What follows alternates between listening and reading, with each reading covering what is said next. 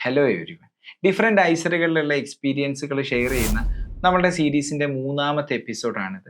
ഇതിൻ്റെ മുന്നേ ഐസർ മൊഹാലിയിൽ നിന്നും ഐസർ ബെർഹംപൂരിലും ഒക്കെ പഠിക്കുന്ന സ്റ്റുഡൻസിൻ്റെ എക്സ്പീരിയൻസുകൾ നമ്മൾ കണ്ടു. ഇന്ന് ഐസർ ഭോപ്പാലിൽ നിന്നും ശരണ്യാണ് നമ്മളുടെ കൂടെ ജോയിൻ ചെയ്യുന്നത്. സോ നമുക്ക് വീഡിയോയിലേക്ക് കിടക്കാം.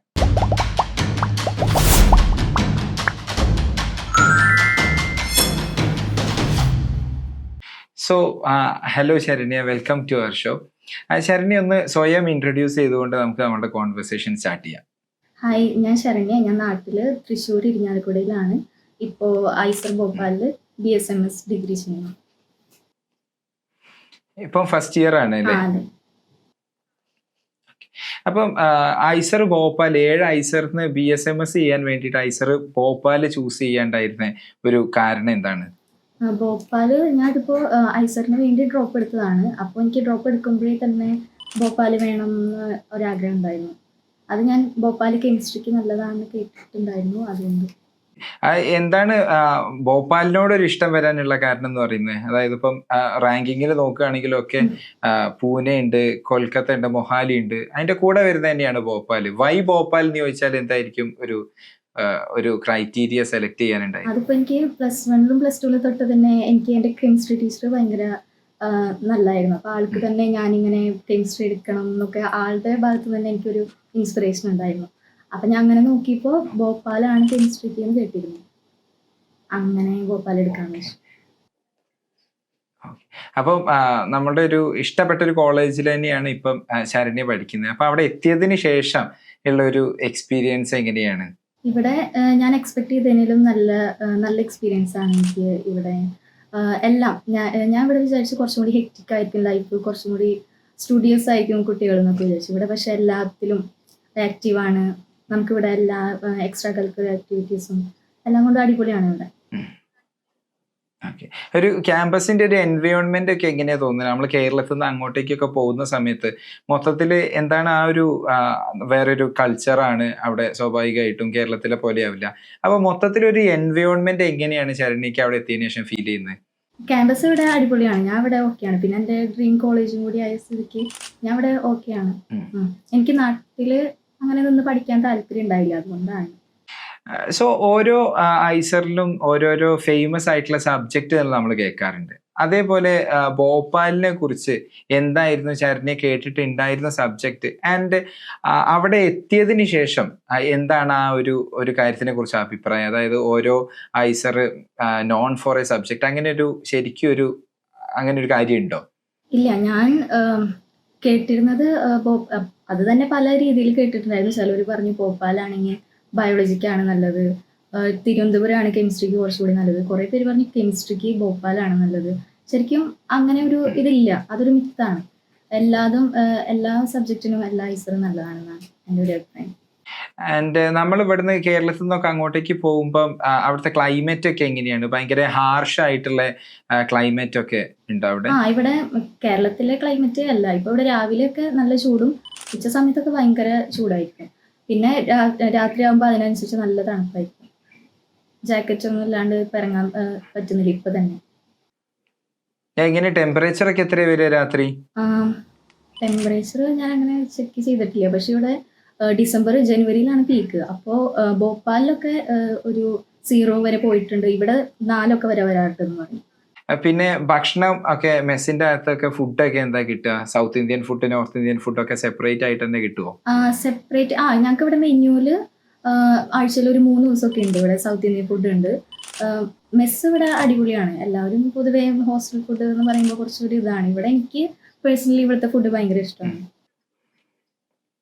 നമുക്ക് സൗത്ത് ഇന്ത്യൻ ഫുഡ് എന്നൊക്കെ പറയുമ്പോൾ എന്താ നമുക്ക് കഴിക്കാനൊക്കെ എന്ത് ഫുഡാണ് കിട്ടുക? സൗത്ത് ഇന്ത്യൻ ഫുഡ് എന്തൊക്കെയാ കിട്ടുക? ഇവിടെ മസാല ദോശ കിട്ടും. ഇന്ന് സൺഡേ മസാല ദോശ ഉണ്ട്. പിന്നെ ഇഡലി ഉണ്ട്. റോസ്റ്റ് ഇഡലി കിട്ടും. അങ്ങനെ സൗത്ത് ഇന്ത്യൻ ഫുഡ് ഉണ്ട്. വട സൗത്ത് ഇന്ത്യൻ ഫുഡ് കിട്ടും. അതേപോലെ നോർത്ത് ഇന്ത്യൻ ഉണ്ട്. ശരി, മെസ്സിന്റെ അകത്ത് തന്നെയാണ്, അല്ലാതെ സെപ്പറേറ്റ് നമ്മൾ വാങ്ങി കഴിക്കേണ്ട ആവശ്യമൊന്നുമില്ല? ഇല്ല, മെസ്സിന്റെ അകത്ത് തന്നെ ഫുഡൊക്കെ ഓക്കെയാണ്. പിന്നെ ഹോസ്റ്റലിലേക്ക് വരികയാണെന്നുണ്ടെങ്കിൽ ഹോസ്റ്റലിൽ എന്തൊക്കെ ഫെസിലിറ്റീസ് ആണുള്ളത്? ആൻഡ് എത്ര പേരാണ് റൂമൊക്കെ ഷെയർ ചെയ്യുന്നത്? റൂം ഇവിടെ 2 പേരാണ് ഒരു റൂമിൽ. അതിൽ ഇവിടെ ഇപ്പോൾ 8 ഹോസ്റ്റലുണ്ട്. എന്നാലും ഹോസ്റ്റൽ 2 പണി കഴിയുന്നുണ്ട്. ഇവിടെ കമ്പാരിറ്റീവ്ലി മറ്റേ ഐസറൊക്കെ വെച്ച് നോക്കുമ്പോൾ ഇവിടെ കുറച്ച് കൂടുതൽ കുട്ടികളുണ്ടല്ലോ, എക്കണോമിക്സ് എഞ്ചിനീയറിംഗ് ഒക്കെ ആയിട്ട്. അപ്പോൾ 2 ഹോസ്റ്റൽ കൂടി പണി നടക്കുന്നുണ്ട്. അത് കഴിഞ്ഞ് കഴിഞ്ഞാൽ ഓക്കെ ആയിരിക്കും. ഇതിപ്പോൾ ഞങ്ങൾ സിംഗിൾ ഓക്യുപ്പൻസിക്കുള്ള ഇതിലാണ് ഞാൻ താമസിക്കുന്ന ഹോസ്റ്റൽ പഴയ ഹോസ്റ്റലാണ്. ബാക്കിയെല്ലാം ഓക്കെയാണ്. ഇപ്പം ഞങ്ങളുടെ ഫസ്റ്റ് ഇയേഴ്സിനൊക്കെ കിട്ടിയിരിക്കുന്ന ബോയ്സിനൊക്കെ കിട്ടിയിരിക്കുന്ന ഹോസ്റ്റൽ പുതിയ ഹോസ്റ്റലാണ്. ഓക്കെ. എന്തൊക്കെയാണ് ഫെസിലിറ്റീസ് വരുന്നത്? ഓരോ റൂമിൽ വൈഫൈ, അതേപോലെ വാഷിംഗ് മെഷീന്, അങ്ങനത്തെ എല്ലാ സൗകര്യങ്ങളും ഉണ്ടോ? ഉണ്ട്. എല്ലാ സൗകര്യങ്ങളും ഉണ്ട്. ഇവിടെ വാഷിംഗ് മെഷീൻ ഉണ്ട്. പിന്നെ ഞങ്ങൾക്ക് ഒരു കോമൺ റൂം ഉണ്ട്. വൈഫൈ എല്ലാ റൂമിലും ഉണ്ട്. ടി വി റൂം ഒക്കെ ഉണ്ടോ? T V room, common room, washing machine. അതുകൊണ്ട് ഫെസിലിറ്റി വൈസ് ഒക്കെ ഓക്കെയാണ്. എത്ര പേരാണ് നിങ്ങളുടെ ബാച്ചിൽ മലയാളി കമ്മ്യൂണിറ്റി ഉള്ളത്? ആൻഡ് എത്രത്തോളം സ്ട്രോങ് ആണ് അവിടുത്തെ മലയാളികൾ എന്ന് പറയുന്നത്? ഒരു കൂട്ടൊക്കെയാണോ എല്ലാവരും തമ്മിൽ? ഇപ്പോൾ ഞങ്ങളുടെ ബാച്ചിൽ 11 പേരുള്ളൂ മലയാളീസ് ആയിട്ട്. പക്ഷെ ഇവിടുത്തെ മലയാളി കമ്മ്യൂണിറ്റി ഭയങ്കര സ്ട്രോങ് ആണ്. ഇവിടെ ഓണം ആഘോഷിച്ചു ഞങ്ങളെല്ലാവരും. മലയാളി കമ്മ്യൂണിറ്റി ഭയങ്കര സ്ട്രോങ് ആണ്. സീനിയേഴ്സിനൊക്കെ ആകുമ്പോൾ കുറച്ചും കൂടി ഒരു സ്ട്രെങ്ത് ഉണ്ടായിരുന്നു. ഞങ്ങളുടെ തേർഡ് ഇയേഴ്സൊക്കെ 40-50 പേരൊക്കെ അതിനടുത്തൊക്കെ ഉണ്ട്. ടോട്ടൽ സ്ട്രെങ്ത് എത്രയാണ് നിങ്ങളെ ബാച്ചിലെ? 11 പേര്. അല്ല, ടോട്ടൽ സ്ട്രെങ്ത് 480 ഒക്കെ ഉണ്ടെന്ന് തോന്നുന്നു. അതല്ല, നിങ്ങളുടെ ബാച്ചിൽ എത്ര പേരാണ് ഈ BSMS വേണ്ടി ജോയിൻ ചെയ്തിട്ടുള്ളത്? BSMS ഒരു 300, കറക്റ്റ് എനിക്കറിയില്ല, 300 ഒക്കെ ഉണ്ടാവും. അത്രയും സ്ട്രെങ്ത് ഉണ്ട് അല്ലേ ഓരോ വർഷവും വരുന്നത്? എവിടെയാണ് ഈ ക്യാമ്പസ് വരുന്നത്? ആൻഡ് എങ്ങനെയാണ് നാട്ടിൽ നിന്ന്, നമ്മൾ കേരളത്തിൽ നിന്ന് അങ്ങോട്ടേക്കൊക്കെ പോകുമ്പോൾ ഭോപ്പാലിലേക്ക് എങ്ങനെയാ എത്തുക? കേരളത്തിൽ നിന്ന് നമ്മൾ ട്രെയിനിൽ പോകേണ്ടി വരും. ഡയറക്റ്റ് ഫ്ലൈറ്റ് ഇല്ല, കണക്ഷൻ ഫ്ലൈറ്റ് ആയിരിക്കും. പിന്നെ ഭോപ്പാൽ എന്ന് പറയുമ്പോൾ ഇത് കറക്റ്റ് പക്ക ഭോപ്പാലല്ല. ഞാനും വിചാരിച്ചു, ഇങ്ങനെ എൻ്റെ കുറച്ച് റിലേറ്റീവ്സ് ഒക്കെ ഉണ്ട്, അപ്പോൾ അങ്ങനെ കോണ്ടാക്ട് ചെയ്ത് വന്നപ്പോൾ ഓക്കെ ഭോപ്പാലാണ്, സിറ്റി ആണെന്നൊക്കെ വെച്ച് പോകുന്നത്. പക്ഷെ ഇത് പക്ക സ്ഥലം ബൗരിയാണ്. അത് കുറച്ചൊരു ഗ്രാമമാണ്. അപ്പോൾ സിറ്റിക്ക് പോകണമെങ്കിൽ ഒരു 14 കിലോമീറ്റർ ഒക്കെ കഴിഞ്ഞിട്ടാണ് സിറ്റി. അതായത് എയർപോർട്ടിൽ നിന്ന് 14 കിലോമീറ്റർ? എയർപോർട്ടിലേക്ക് 11 കിലോമീറ്റർ. അപ്പം ടൗണിൽ നിന്ന് കുറച്ച് മാറി നിന്നിട്ടാണ് ഉള്ളത്? അതെ അതെ. അപ്പൊ ഈ ഓഫ് ഡേയ്സ് ഒക്കെ കിട്ടുമ്പോ ഭോപ്പാല് ടൗണിലേക്കൊക്കെ പോവോ? പോയിട്ടുണ്ട്. ഇവിടുന്ന് 2-3 വട്ടമൊക്കെ പുറത്ത് പോയിട്ടുണ്ട്. അപ്പൊ അങ്ങനെ ഔട്ടിങ്ങിനൊക്കെ പോകുന്ന സമയത്ത് എത്രത്തോളം എക്സ്പെൻസീവ് ആണ് ഓരോ യാത്ര എന്ന് പറയുന്നത്? അതായത് എത്രത്തോളം കണക്ടിവിറ്റി ഉണ്ട്, നമ്മൾ ഉപയോഗിക്കുന്ന ട്രാൻസ്പോർട്ടേഷൻ, അവിടത്തേക്ക് പുറത്തു പോകുമ്പോൾ കഴിക്കുന്ന ഫുഡ്, അതൊക്കെ വെച്ച് നോക്കുമ്പോൾ എങ്ങനെയാണ്? എക്സ്പെൻസീവ് ആണോ? എക്സ്പെൻസീവ് ആണ്. ഫുഡ് ഞാൻ അങ്ങനെ എക്സ്പെൻസീവ് ആണെന്ന് പറയില്ല. ഫുഡ് ഓക്കെയാണ്. ട്രാവൽ ഭയങ്കര എക്സ്പെൻസ് ആയിരിക്കും. ഇതിപ്പോ ബസ് നാട്ടിൽ നിന്നൊക്കെ വരുമ്പോ, നാട്ടിൽ നിന്നൊക്കെ ഉള്ളത് കമ്പയർ ചെയ്ത് നോക്കുമ്പോ അവിടെ കുറച്ചും കൂടെ എക്സ്പെൻസീവ് ആയിരിക്കും. അതെ അതെ. ഡയറക്റ്റ് ബസ് ഇല്ല. അപ്പൊ ബസ് കയറണമെങ്കിൽ തന്നെ ഇവിടെ ഒരു സ്ഥലത്ത് പോയിട്ട് മാറി കയറണം. അപ്പൊ എന്തായാലും നമ്മൾ ഓട്ടോ ഡിപ്പെൻഡ് ചെയ്തേ പറ്റൂ.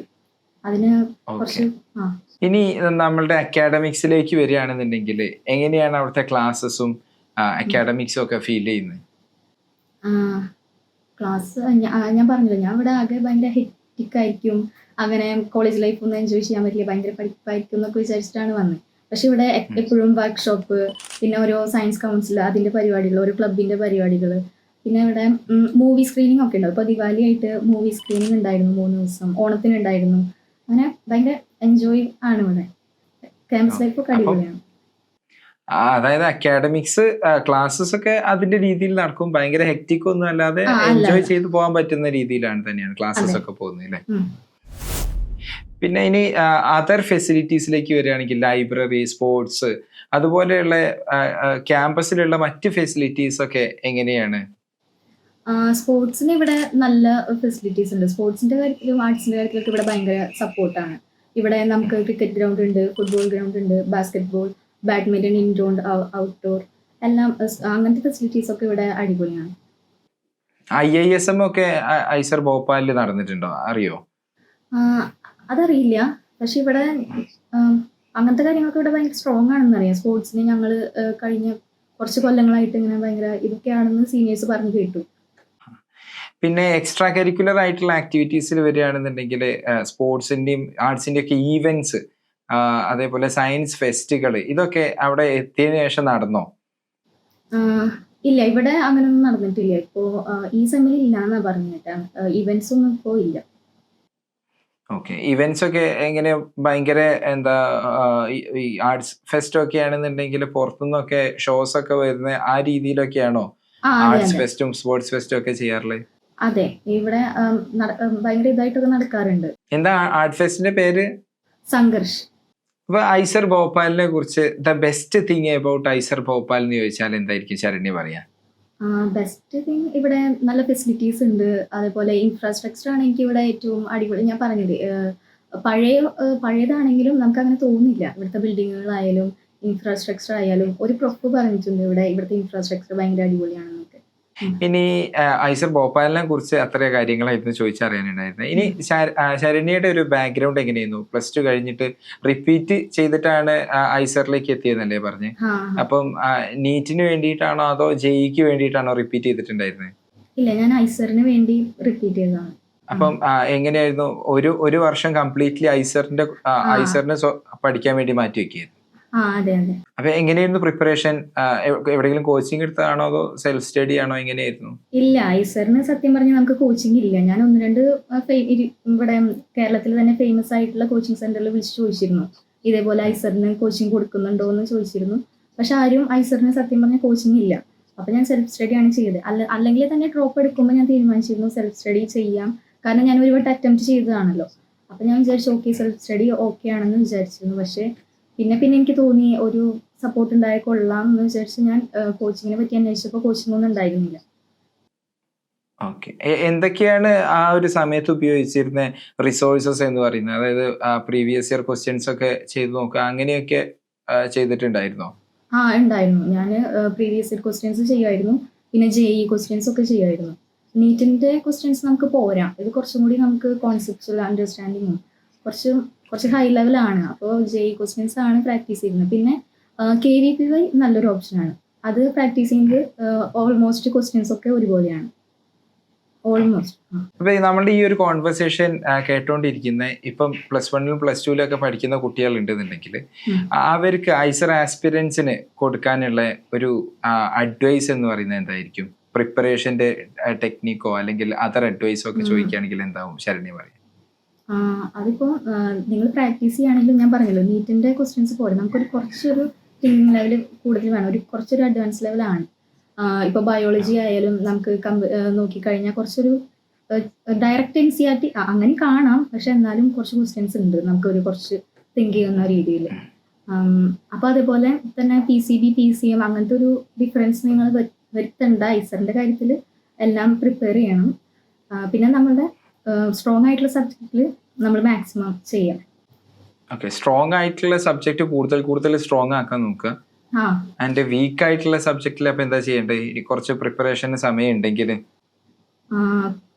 മാത്സ് ഒക്കെ ആകുമ്പോൾ നമുക്ക് ജെഇ മാത്സ് തന്നെ ചെയ്ത് നോക്കാം മാത്സിന്. പക്ഷേ ബയോളജി ക്വസ്റ്റ്യൻസ് ആണെങ്കിൽ നമ്മൾ നീറ്റ് മാത്രം ചെയ്താൽ പോരാ. അത് KVPY അതിലൊരു നല്ലൊരു ഓപ്ഷനാണ്. KVPYയിൽ ഞാൻ പഠിച്ചിരുന്ന സമയത്ത് അങ്ങനത്തെ ക്വസ്റ്റ്യൻസ് തന്നെയായിരുന്നു ഐസറിനും ബയോളജിയുടെ കാര്യത്തിൽ. കോൺസെപ്ഷ്യലി ഭയങ്കര ചാലഞ്ചിങ് ആയിട്ടുള്ള ക്വസ്റ്റ്യൻസ് ആണ് ഐസറിന്റെ ആപ്റ്റിറ്റ്യൂഡ് ടെസ്റ്റിന് ചോദിക്കുക. വേറെ നീറ്റിന്റെ ഒക്കെ കുറെയൊക്കെ ഫാക്ട് ബേസ്ഡ് ആയിട്ടായിരിക്കും ചോദിക്കുക. So thank you Saranya, thank you so much ഭോപ്പാലിനെ കുറിച്ച് കാര്യങ്ങളൊക്കെ പറഞ്ഞു തന്നതിനും ആൻഡ് ശരണ്യന്റെ സ്റ്റോറീസ് ഇവിടെ ഷെയർ ചെയ്തതിനും. Thanks for joining us today. Welcome. അപ്പോൾ അതൊക്കെയാണ് ഐസർ ഭോപ്പാലിനെ കുറിച്ച് നമുക്ക് മനസ്സിലാക്കാൻ കഴിയുന്ന കാര്യങ്ങൾ. ഈ വീഡിയോ നിങ്ങൾക്ക് ഇഷ്ടപ്പെട്ടിട്ടുണ്ടെങ്കിൽ ഈ വീഡിയോ നിങ്ങളൊന്ന് ലൈക്ക് ചെയ്യുക. ഇതുപോലെയുള്ള ഐസർ റിലേറ്റഡ് വീഡിയോസ് മിസ്സാവാതിരിക്കാൻ നിങ്ങൾ ഈ ചാനലും കൂടെ സബ്സ്ക്രൈബ് ചെയ്യുക. എന്തെങ്കിലും ഡൗട്ട് ഉണ്ടെങ്കിൽ നിങ്ങൾക്ക് കമൻറ്റ് ബോക്സിലൂടെ ചോദിക്കാവുന്നതാണ്. അടുത്ത ഐസറുകളുടെ വിശേഷങ്ങളുമായിട്ട് നമുക്ക് പുതിയ വീഡിയോയിലൂടെ വീണ്ടും കാണാം. Thanks for watching.